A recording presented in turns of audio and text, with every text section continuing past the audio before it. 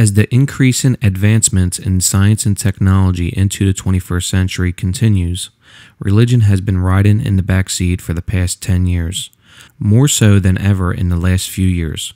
One statistic in 2012 shows a huge increase of the non-religious demographic at 32% in the United States. Science evolves and advances in knowledge and understanding as religion cannot. The rational but skeptical mind understands the complexity of life as we know it today. It's not perfect by any means, but there is a mountain of evidence and facts to accept its concrete validity on most evolutionary theories. We are also on the path of hopefully understanding how the universe was created as we complete the Standard Model this year with the discovery of the Higgs boson. We are still waiting on a declaration of discovery for the Higgs, which should be by year's end. But nevertheless, there is still a long journey ahead of us in understanding how the universe was created and how beautiful it really is. It's safe to say that we cannot incorporate a supernatural supreme being backed with no logical or scientific evidence.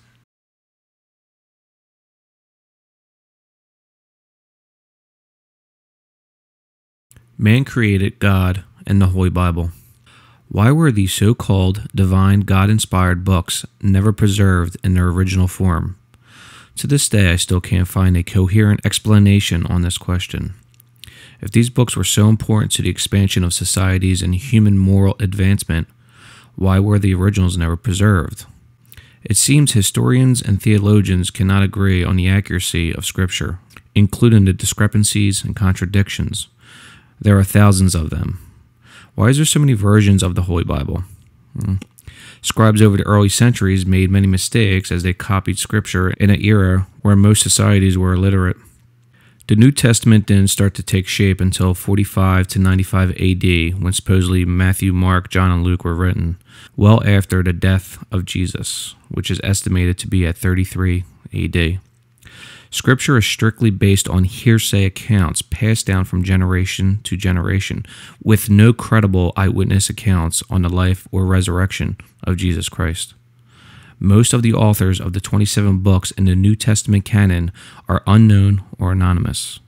There are many versions that have been interpreted, changed, or lost in translation for the first 1600 years, give or take. So I ponder, how can anyone take the Holy Bible serious or as being objectively moral for the advancement of humanity?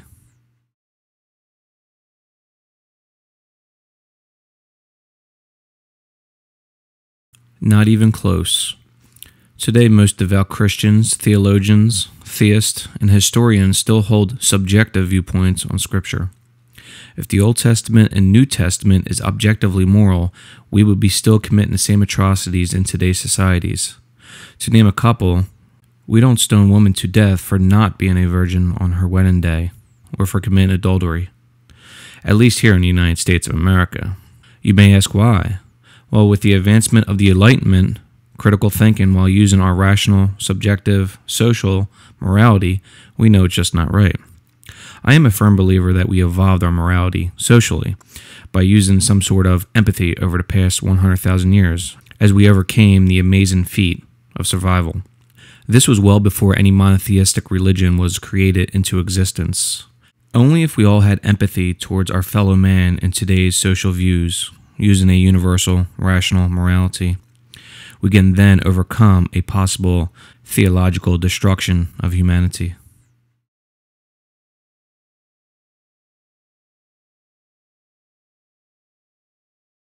Easy answer, no. America is not and never was a Christian nation. Our founding fathers came to America to escape the Church of England to create a secular society. Most of our founding fathers were deists.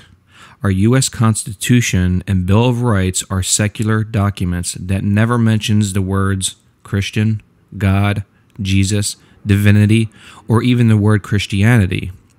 The Treaty of Tripoli, which was signed by President John Adams and originally written by George Washington, taken effect as law of the land on June 10, 1797. In Article 11 of this treaty, it states, and I quote, "As the government of the United States of America is not, in any sense, founded on the Christian religion," end quote. If these documents are not enough evidence, I don't know what is. When the founders wrote the nation's constitution, they specified that, and I quote, "No religious test shall ever be required as a qualification to any office or public trust under the United States," end quote. Article 6, Section 3. This provision was radical in its day, giving equal citizenship to believers and non-believers alike. They wanted to ensure that no religion could make the claim of being the official national religion, such as England had. Jefferson believed the propagation of religious dogma was the cause of much evil in the world, and he was convinced that reason alone could guide the moral life. In a 1787 letter, Jefferson had this piece of advice for his nephew, Peter Carr, and I quote, "Fix reason firmly in her seat, and call to her tribunal every fact, every opinion. Question with boldness even the existence of God," end quote. He also made what we call today the Jefferson Bible, which he cut out all the miracles and divinity of Jesus. He only used the scripture for his own moral comfort. I'd like to say this: if Christian extremists wish to return this country to its beginnings, so be it, because it was a climate of free thought. The founders were students of the European Enlightenment. Half a century after the establishment of the United States, clergymen complained that no president up to that date had been a Christian.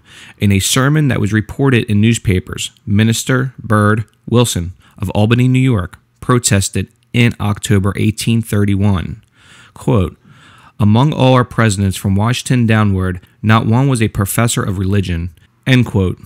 The attitude of that age was enlightened reason, tolerance, and free thought. The founding fathers would turn in their graves if the Christian extremists had their way in this country.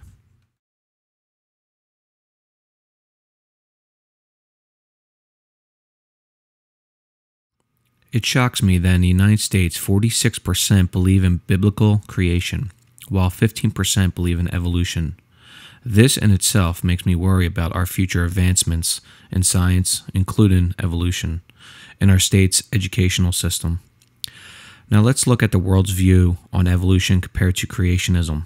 A poll conducted by Ipsos for Rutgers News in 24 countries found that 41% of respondents identified themselves as evolutionists and 28% as creationists, with 31% indicating that they simply don't know what to believe, according to a press release issued on April 25, 2011. The evolutionist view was most popular in Sweden at 68%, Germany 65%, and China at 64%, with the United States ranking 18 out of 24 at 28%, between Mexico at 34% and Russia at 26%. The creationist view was most popular in Saudi Arabia 75%, Turkey 60%, and Indonesia at 57%, with the United States ranking 6th at 40% between Brazil and Russia. You make your own conclusion. With the overwhelming evidence and diversity of fossil transitions in paleontology, biological research and variation, mutation, sex and recombination, gene flow, DNA, proteins, and so forth, I can't fathom how anyone cannot believe in the theory of evolution by means of natural selection. This theory is backed by peer-reviewed articles and journals on top of a mountain of evidence that anyone can research for themselves. Open your mind, think freely, and see how evolution is such a beautiful thing. We all should appreciate the hard work and amazing lifelong feats Charles Darwin and our scientists have made over the past 150 years. We owe them in part for the advancement of mankind and well-being.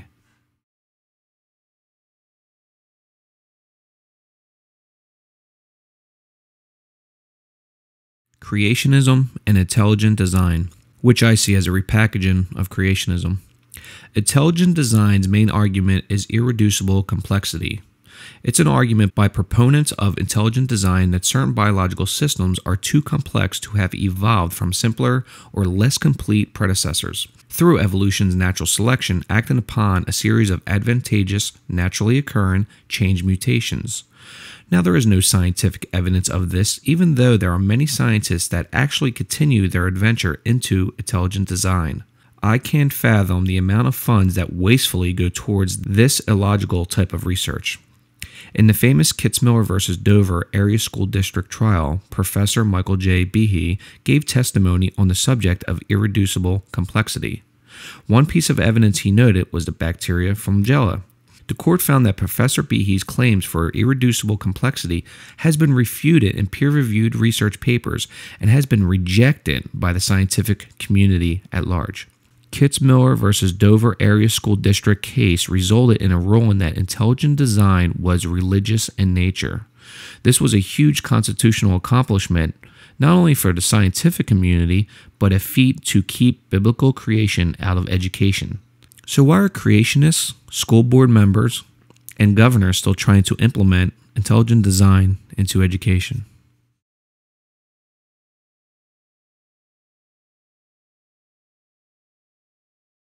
So when it comes to the future of religion, I continue to see it being very detrimental to the advancement of humanity and a danger to the future of our species. I believe the state of Christianity is never going to go in an incline anytime soon in the United States. We have to continue on addressing the serious issues at hand in a civil manner to show we are right. We don't want this country to slip under theocratic law. Religion hinders equality on civil rights, women's rights, and basic human rights. It also promotes hatred, discrimination, and fear of eternal damnation, not only into our society, but also in childhood indoctrination, which I think there should be a law for in the United States. Now, I'm not saying all religious parents are wrong or evil in their religious ideologies or parenting skills. They have the rights and can express those rights, but not into education, government, law, politics, or society in general. Humanity needs to come together to make this world a better place, not only for our children or even our grandkids, but for the survival of our species.